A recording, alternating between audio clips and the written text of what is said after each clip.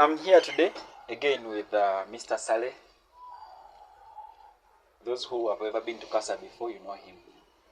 And those who have never been there, he's a tourism enthusiast in the city, a real life speaker, not a motivational speaker. People should quote that they're two different things. So he's a real life speaker, an entrepreneur, and a tourism enthusiast in the East. Anyone in the tourism sector, you must be knowing him. Here with him today, and we'll be talking about what products that we have in Elgon region, the tourism products that we have, and how we can go about growing them, as it is a mandate of me and you who is out there to make sure these products are there ready for to be given out to our clients. Mr. Saleh, you're most welcome to Explore with Madxavi. Thank you very much. Happy to be here once more, and I'm happy that we are talking tourism once more, but most important, we are talking Eastern Uganda's tourism potential. And of course, the heartbeat is Mbale City. Mbale City. Or Mbale as a region, or the Elgon region. Yeah. Happy to be here. Welcome, sir. Yeah, as you can hear. So today, we shall be talking about the products, as I said before. I have repeated myself. But this is our second episode, if you all remember very well. And we're still bringing more. Just stay on, Explore with Madxavi. And Mr. Saleh, as far as the tourism sector is concerned in the country, Uganda, at what base do you see the Eastern region? What products do you think will call off those tourists to say they should come this side and be with us? Yeah, tourism in the region has great potential, and Eastern region, or Elgon per se, stands a better chance where we see tourism going through a lot of transformation, a lot of reforms. That what travelers demanded for a couple of years ago is not what they are demanding for today. Yes. Tourists have traveled, have gone to national parks, they've seen the lions, they've seen the elephants. They are looking for something special, something unique, something that touches lives, something that makes a difference in people's lives. Yes. Most important is what we call impact tourism. If you want, you can call it sustainable tourism. Why sustainable tourism? Or what do we mean by sustainable tourism? Sustainable tourism is the tourism that, one, impacts on the people, for example, economically. A tourism, two, that is sensitive about the environment.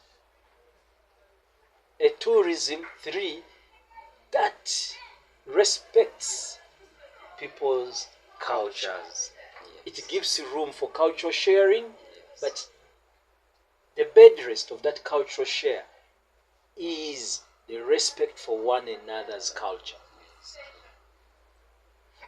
Now, what we mean here is that if we are talking that a tourism that impacts on the people, they just don't want to come, go into the national park, look at the lions, and then off they go. Yes. They want to see that where they are spending money, there is a life that is being touched. There is a soul that is being touched. Socially, of course, economically, even morally. So that is why you find Uganda Wildlife Authority talking revenue sharing. That a certain percentage of the income made out of the national park is shared with the community. But they also want to travel to destinations with companies that have the aspect of impacting on the local community economically. And that's where Kasa Uganda Safaris stands out. Yes, and that's how it's different. The coffee we are taking is a coffee that is grown the slopes of Mount Elgon. On the slopes of Mount Elgon, but most important, by the local population. So we buy directly from the local people. People, yes. And we buy premium. I see. But this coffee has a pipeline that we use to reach us. For example, the women groups, the youths, the farmer groups. These are the people we contact so that we get not just coffee from the community, but quality coffee. Don't get surprised. Here at Casa Uganda Safaris, whenever you go for a break, it's a coffee cup. You go for a break, it's a coffee cup. Tourism. Tourism is really rich. Yes, we are back, Mr. Sally. Yeah, so I was trying to highlight About the a pipeline. special opportunity that we have as a region, that tourism benefits are a low-hanging fruit for this region. And what I mean here is that what the world is yearning for, what the average traveler is yearning for sustainable tourism. And I was trying to highlight what exactly we mean by sustainable tourism. And I was saying that when you involve the mothers, the youths, into the value chain, like for example, they supply coffee, they are earning out of that. They're able to send their children to school, they're able to improve on their livelihood. That is sustainability. Then the other aspect of sustainable tourism is when we talk about tourism being environmentally friendly, where the tourist and you, the host, are sensitive about The the environment. That is why we saw countries like Spain and other European countries trying to fight tourists from going into their countries. They were trying to fight what we call mass tourism Yes. because of their detrimental impact on the environment. Yes, I remember even that happened in Yes, Dubai. In exactly. Dubai Mall. Yes, Yeah, they try to limit on the numbers. the number of people, people who are that have coming in. Yeah. Why? It's because the world is becoming quite conscious. So people want to travel to the unbeaten track, to the hidden treasure. So now, for us who are unbeaten, tourists don't want to go where there is mass tourism. And if you look at Uganda, the unbeaten track, the hidden treasure is the East. And of course, the capital, Bale City. Then the other aspect is when tourism respects the culture.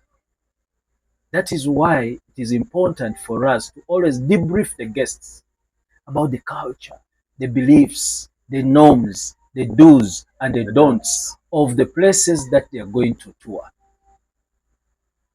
If the tourist is coming to a Muslim-dominated area, you have to brief them. So they improve on their dress code, so that the dress code can suit the community. the community.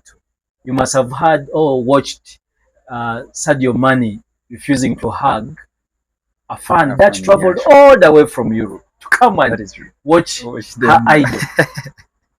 Not because he was trying to be rude, but because culturally, the way she was dressed, not to where she's coming from, but where Sadio Mane is coming from. That's her host. It seemed a bit disrespectful culturally. So you saw how when she went back, she got a special invite to go and see Sadio Mane in Saudi Arabia. And she was dressed decently. Yes. This, I'm trying to be culturally sensitive. Yes. To Sadio Mane as a Muslim, it was indecent. You get it?